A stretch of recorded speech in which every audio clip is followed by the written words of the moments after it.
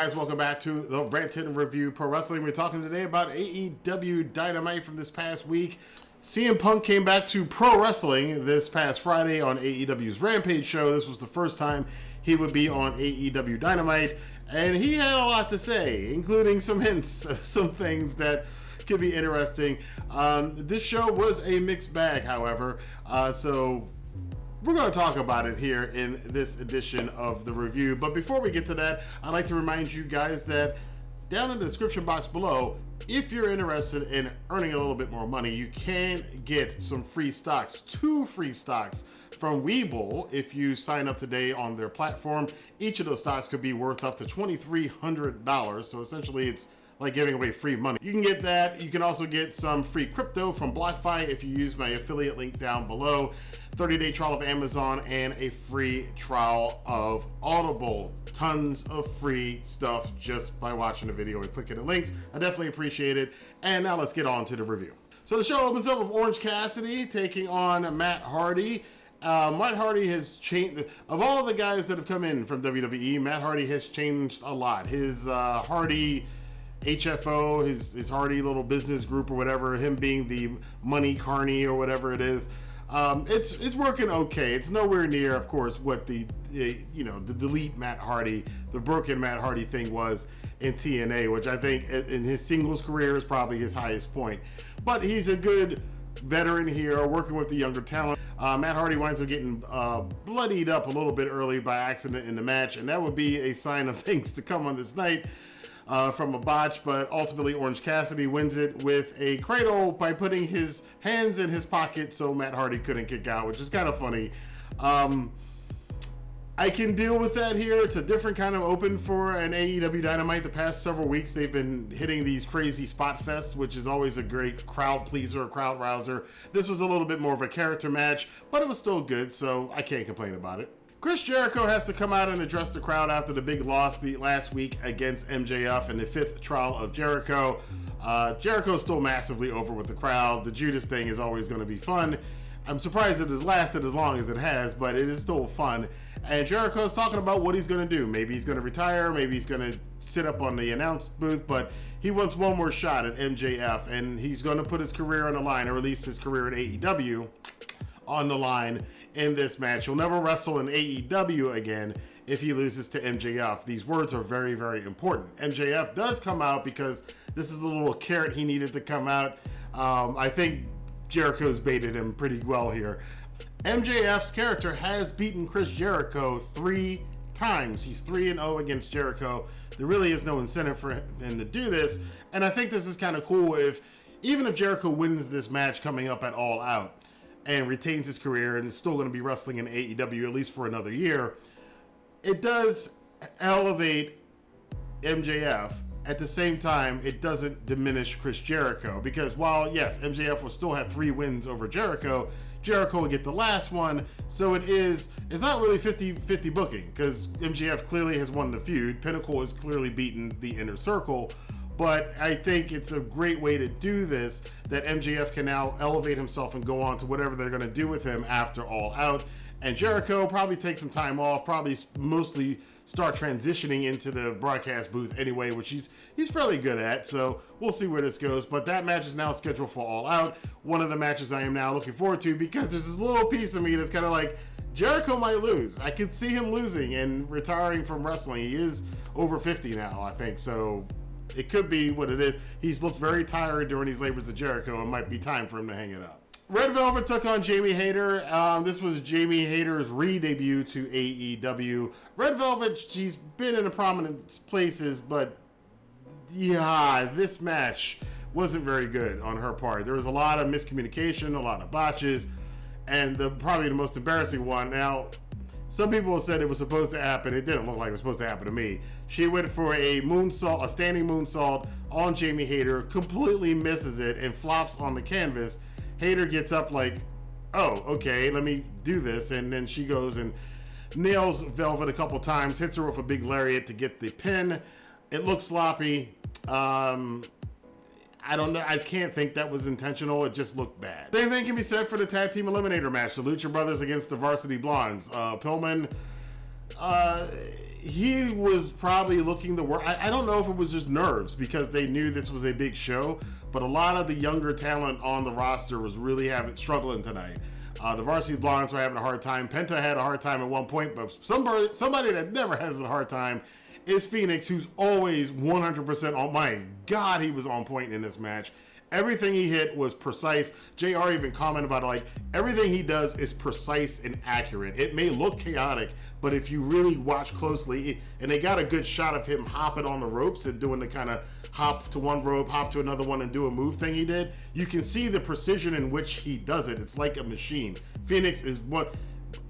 Dude needs to win a championship in AEW. I don't care if it's the tag titles, the FTW championship, the TNT title, or the heavyweight. I would love to see him go for the heavyweight title and get at least a title run, some sort of a title run. Rey Fenix is probably the best luchador working in North America right now. But the match ended with the Lucha Brothers winning. We figured they would. And after the match, we had Jurassic Express coming into the ring. There was a little, the usual face-off that they have, because these two teams will be facing each other this coming Friday on Rampage to see who will go on to All Out to face the Young Bucks for the tag titles in a steel cage. The Young Bucks, along with Cutler and their whole posse, came to the ring, and the Bucks tried to do that old school thing about pushing Jurassic Express into the Lucha Brothers to make the Lucha Brothers think that they were attacking them. That's an old school thing that we've seen so many times and always seemed kind of silly to me, and this is one thing that AEW, I love that they do. They take these old school things that don't make sense, do them, and then go, yeah, that didn't make sense. Because then the Lucha Brothers and Jurassic Express figured it out that it was the Young Bucks that pushed them, obviously. So they all went out and attacked the Young Bucks. I can't remember whatever reviewer I saw say this, but I agree with it. The Young Bucks make themselves the butt of their own jokes very often. So that was pretty cool. The match was okay, but I'm much more looking forward to seeing the craziness we're going to get Friday on Rampage with the Lucha Brothers against the Jurassic Express. That's going to be amazing. Of course, CM Punk comes out to open up the 9 o'clock hour, perfectly timed. He comes out with Tony Schiavone.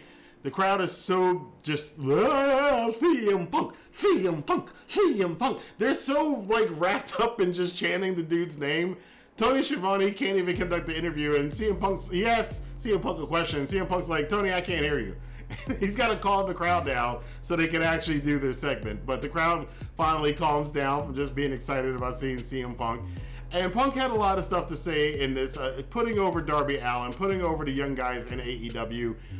In particular, he also put over somebody who's not yet in AEW. He asked whether or not he still got it, whether or not he can still go, and the crowd starts going, yes, yes, yes. And the irony there was pretty funny, and CM Punk couldn't help himself. He's like, that's somebody else's stuff. You might have to be a little bit more patient for that. And then the crowd just went crazy, and everybody, and like 1 million people at home went crazy at the same time. That was pretty cool. I like that. So we got a good setup here. I like this nice, we're not rushing into it. It's a nice face versus face setup. We'll see where they're going to go with this after this.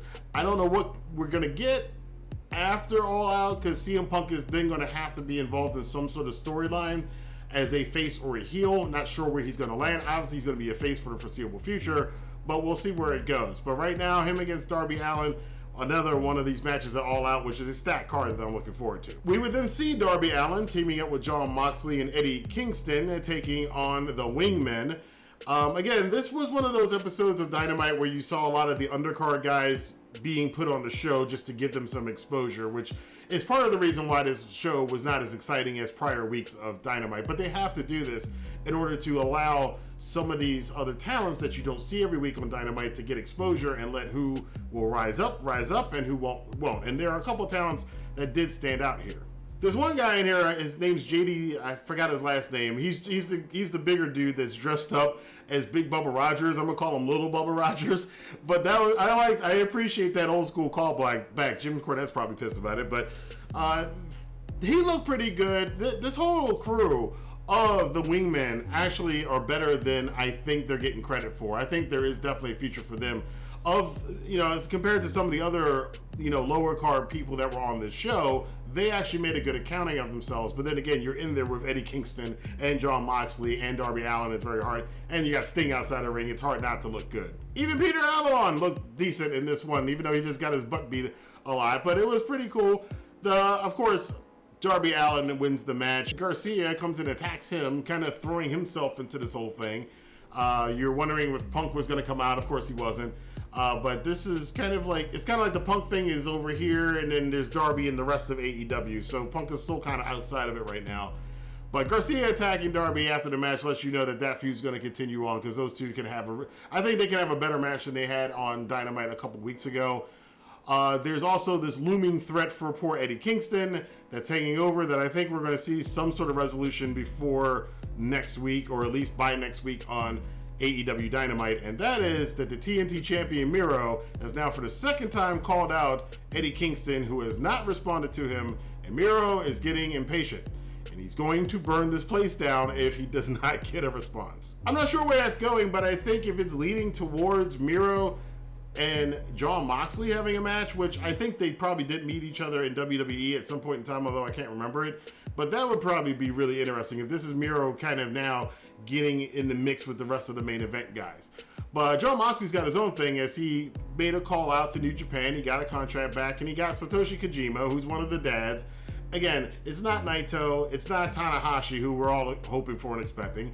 It's not Okada, it's not Kota Ibushi, it's not Jay White, it's not Will Ospreay, but Satoshi Kojima is a legend, and Satoshi Kojima, the first half of this year, for those of you who don't watch New Japan, actually had a renaissance in his career. He came back and he's looked really good. He had to fill a spot in at Wrestle Kingdom. He's looked really good the first half of this year. So don't sleep on Kojima. It's going to be a good match with him and Moxley come up all out. The Gun Club took on the Factory. This match was basically get over the match that QT Marshall will be taking on Paul White at All Out. Again, quick, get in. It did what it needed to do. This was, I hate to say this because I like Paul White, but it's your bathroom break match. They did well. It's nothing to write home about, but again, it's just basically to get over this whole match that's coming up at All Out. And AEW pulled a WWE here with the distraction roll-up win for one of Billy Gunn's sons. Again, you got to get these guys on, you got to get them TV time so they can expose themselves, and then you can see who's doing well and who's not, and who might be back on AEW Dynamite in the future, and who might need to be put back on Dark for a while before they can come back up to AEW Dynamite or Rampage. The main event was Malachi Black against Brock Anderson. Arn Anderson at ringside. Arn Anderson cut a fantastic promo before this. Malachi Black cut a scary promo before this as the night went on. And I'm telling you, Malachi Black's entrance he is nothing like Aleister Black. He is not. This dude is, and he's vicious. And the stiff punches and kicks he was giving Brock, ooh, he was beating this poor kid. He's mercilessly. Brock got his stuff in though. He got some stuff in there, but ultimately it was that kick, that spin kick that got the win. Malachi Black stared down Arn Anderson. Arn got in the ring. Now, what was cool about this is Arn got in the ring and was daring to fight Malachi Black. Malachi went for the spin kick and Arn blocked it, and the crowd went, ooh.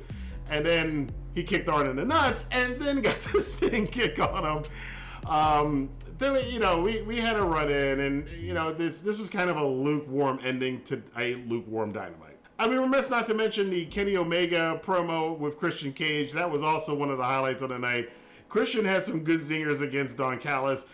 Kenny Omega at one point, after, they go back through their backstory and how Don Callis fired Christian and suggested a 10-year-old Kenny Omega could take his place.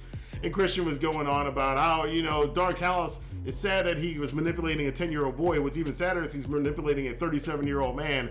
And Kenny Omega gets on a microphone and he goes, Christian, you think you know me? You think you know me? And it took a second for the crowd and everybody to get it, but that's the lyrics to Edge's.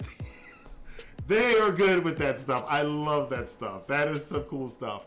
So overall, for the first time for me watching AEW Dynamite, the promos were the best part of the show as opposed to the wrestling matches. So kudos to the promos. The wrestling, again, this was an episode of Dynamite where they were trying to bring the lower card guys up, so I understand it. There wasn't a big main event match or 2 or 3 like we've had the last 2 months on our typical Dynamite shows, but that's going to be changing in the future as we see what's coming up, and we're heading into All Out. And of course, remember, the way AEW does their shows, They're seasonal, so they'll have storylines and story arcs going for 3 months, and then after All Out, they're going to be starting their next round of storylines that are going to take us into Christmas time. So I want to know what you guys thought about this. I can't really recommend watching the show completely. There's some matches. I watched the tag team match with the Varsity Blondes and the Lucha Brothers, and I probably watched mainly the 6-man tag with Moxley and Darby Allin. The promos are really what it is. Christian Cage and Kenny Omega and the CM Punk promo are really what you need to take away from the show. But let me know what you guys think about this show. Let your voice be heard in the comment box below. Until next time, I'll see you guys for more news, rumors, and reviews here on the Rant and Review Pro Wrestling. Have a good day.